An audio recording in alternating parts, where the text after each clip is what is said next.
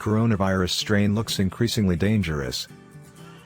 A coronavirus variant that probably emerged in May and surged to become the dominant strain in California not only spreads more readily than its predecessors but also evades antibodies generated by COVID-19 vaccines or prior infection and is associated with severe illness and death.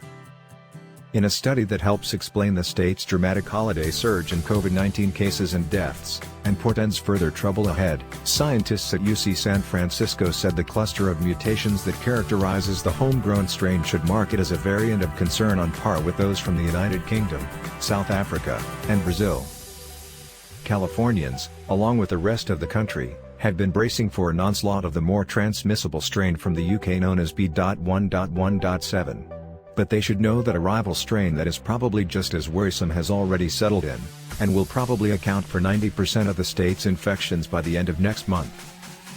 The UK and California variants are each armed with enhanced capabilities, and the likelihood that they could circulate in the same population raises the specter of a return to spiking infections and deaths. It also opens the door to a nightmare scenario, that the two viruses will meet in a single person, swap their mutations and create an even more dangerous strain of the SARS-CoV-2 virus. The new evidence that the California variant could make people sicker, and vaccines less effective, should spur more intensive efforts to drive down infections.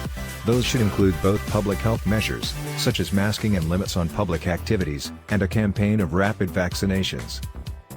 A survival of the fittest contest between the UK and California variants could accelerate the spread of the strain that's best able to elude the effects of COVID-19 vaccines.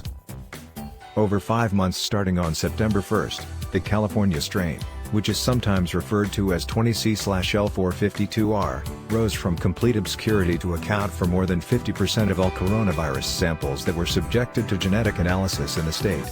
Compared with strains that were most prominent here in early fall, the new strain seems to have an enhanced ability to spread. Samples collected from a range of counties and using a variety of collection methods suggest the variant is 19% to 24% more transmissible. But in some circumstances, its advantage was much greater. In one nursing home outbreak, B.1.427/B.1.429 spread at a rate that was 6 times higher than that of its predecessors.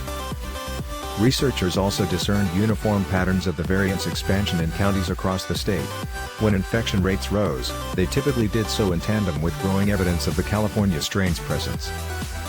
That probably made the new viral variant a contributor, albeit one among many, to the surge that dogged the state through the fall and early winter. In Northern California, at least, new infections had already begun to rise dramatically by the time the new variant had announced its presence. The variant's enhanced propensity for the spread was also evident in laboratory results. An analysis of viral samples from around the state showed that compared with people infected with other strains of SARS-CoV-2, those who were infected with the California strain had viral loads in the nasopharynx that were twice as high. That, in turn, made it highly likely that each person infected with the new strain would go on to infect more people. B.1.427/B.1.429's genome includes 3 mutations that affect the crucial spike protein, which the virus uses to sneak into human cells and convert them into factories for its own production. One of those 3 mutations, dubbed L452R, affects the so-called receptor binding domain, helping the virus attach more firmly to target cells. In a UCSF lab, scientists found that the L452R mutation alone made the California strain more damaging as well. A coronavirus engineered to have only that mutation was able to infect human lung tissue at least 40% more readily than were circulating variants that lacked the mutation. Compared with those so-called wild-type strains, the engineered virus was more than 3 times more infectious. When around people who don't live in your home, wear a mask, wash your hands, and stay at least 6 feet apart to protect yourself and prevent bringing COVID-19 into your home.